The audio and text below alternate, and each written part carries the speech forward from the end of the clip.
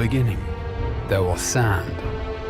And in the sand, CONAN EXILES left footprints of epic proportions, though the road through development was long, with huge tracts of land.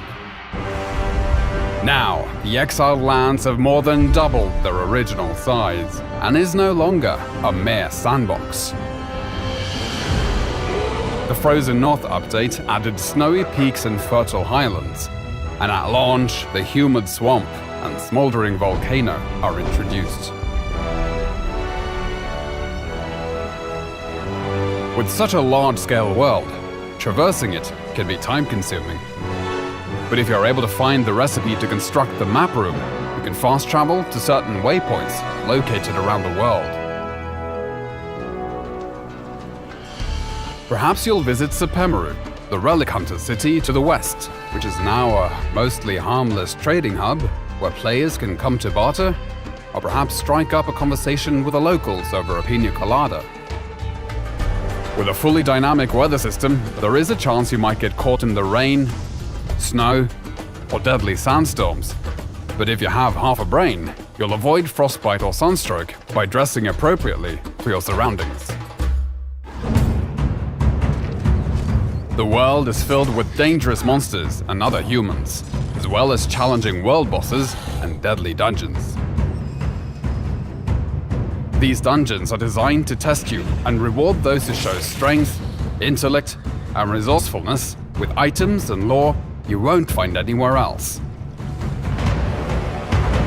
Combat in CONAN Exiles has gone from simple strikes to a grand set of combos with light and heavy attacks and unique moves for each weapon type. And with improvements to artificial intelligence, mastering your moveset and stamina is critical. These improvements also apply to the thralls you capture, making them highly effective guards for your base.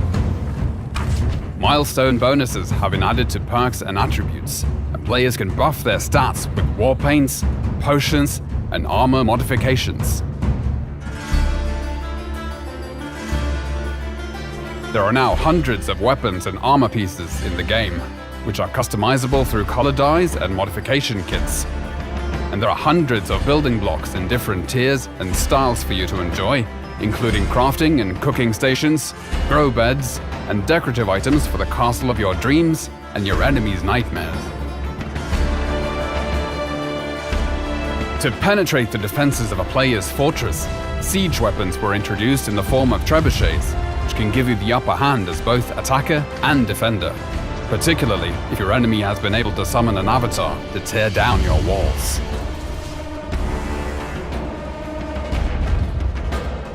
With the ability for players to climb any structure or cliff face in the game, necessary defenses like siege cauldrons and crenellated walls were added.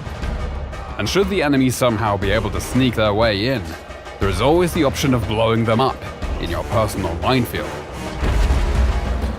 Defensive construction is not just against other players, as the creatures of the land also rise against you to drive you from their territories.